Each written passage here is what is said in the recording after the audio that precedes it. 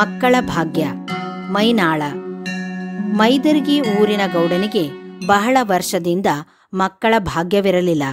ಗೌಡ ದಂಪತಿಯು ಮಕ್ಕಳಿಂದ ವಂಚಿತರಾಗಿದ್ದರು. ಹಲವಾರು ಪ್ರಯತ್ನಗಳು ಕೂಡ ವ್ಯರ್ಥವಾಗಿದ್ದವು. ವೈದ್ಯಕೀಯ ಚಿಕಿತ್ಸೆ ಕೂಡ ಯಾವುದೇ ಫಲ ಕೊಟ್ಟಿರಲಿಲ್ಲ. ಇದರಿಂದ ಅವರು ಬಹಳ ನೊಂದುಕೊಂಡಿದ್ದರು. ಕೆಲವು ವರ್ಷಗಳ ನಂತರ ಮೈದರ್ಗಿ ಗೌಡನ ಹೆಂಡತಿ ಹೇರೂರು ಗ್ರಾಮದ ಹುಲಿಕಂಟಿ ಜಾತ್ರೆಗೆ ಎಂದು ಬಂದಾಗ ನನಗೆ ಮಕ್ಕಳ ಭಾಗ್ಯ ಕೊಡು ಎಂದು ಬೇಡಿಕೊಂಡಳು.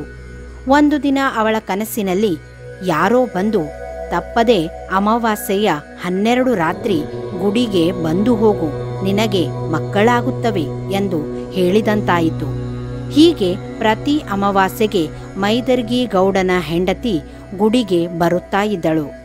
ಕೊನೆ ಅಮಾವಾಸ್ಯೆಗೆ ಗುಡಿಗೆ ಹೋಗಿ ಮತ್ತೆ ಹೊರಳಿ ಮನೆಗೆ ಬರುವಾಗ ನಡುಹಾದಿಯಲ್ಲಿ ರಾತ್ರಿ ಭೂತ ಪಿಶಾಚಿಗಳು ಗಂಟು ಬಿದ್ದವು.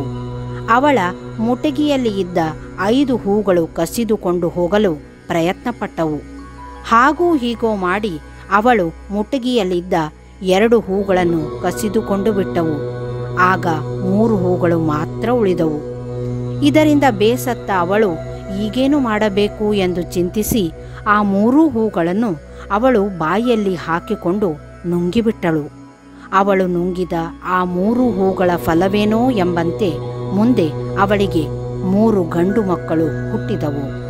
ಇಂತಹ ಹಲವಾರು ಪವಾಡಗಳು ನಡೆದಿದ್ದು ಇಲ್ಲಿನ ಹಿರಿಯರು ನೆನೆಸಿ ಮೆಲುಕು ಹಾಕುತ್ತಾರೆ.